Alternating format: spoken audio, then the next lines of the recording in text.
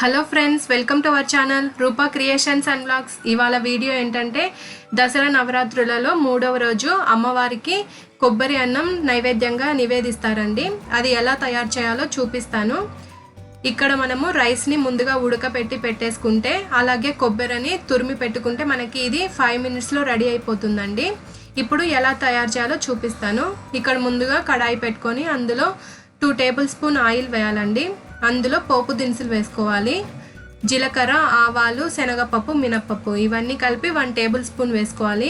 ఇవి వేగిపోయిన తర్వాత ఇప్పుడు ఇందులో శనక్కాయ పప్పులు వేసుకోవాలండి. పల్లీలు అంటారు కదా, అవి కూడా 2 tablespoon వేసుకున్న తర్వాత బాగా వేయించుకోవాలి.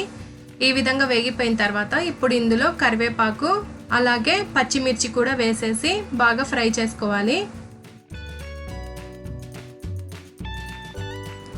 ఈ విధంగా పచ్చిమిర్చిని కూడా వేసుకొని బాగా వేయించుకున్న తర్వాత ఇప్పుడు ఇందులో మనము తురిమి పెట్టుకున్న కొబ్బరిని వేసుకోవాలండి. ఇది పచ్చి కొబ్బరి అండి. దీన్ని 1 కప్పు వేసుకుంటున్నాను.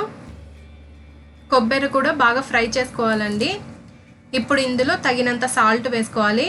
అన్నం ఉడికించుకునేటప్పుడు సాల్ట్ వేసుకుంటే ఇప్పుడు ఇందులో కొంచెం వేసుకోండి. ఒకవేళ సాల్ట్ లేకుండా ఉడికించుకుంటే కొంచెం చూసుకొని వేసుకోండి తగినంత. ఇప్పుడు కొబ్బరి ఫ్రై అయిన తర్వాత ముందుగా ఉడికించి పెట్టుకున్న రైస్ని ఇందులో వేసేసి బాగా కలుపుకొని 2 minutes అలాగే పెట్టుకుంటే మనకి కొబ్బరి రైస్ రెడీ అయిపోతుంది. చాలా ఈజీగా టేస్టీగా చేసుకోవచ్చండి. ఇక అంతేనండి. ఈ వీడియో ఎలా ఉంది, మీకు నచ్చితే లైక్ చేయండి, షేర్ చేయండి, కామెంట్ చేయండి, అలాగే సబ్స్క్రైబ్ చేయండి. Thanks for watching. Take care. Bye bye.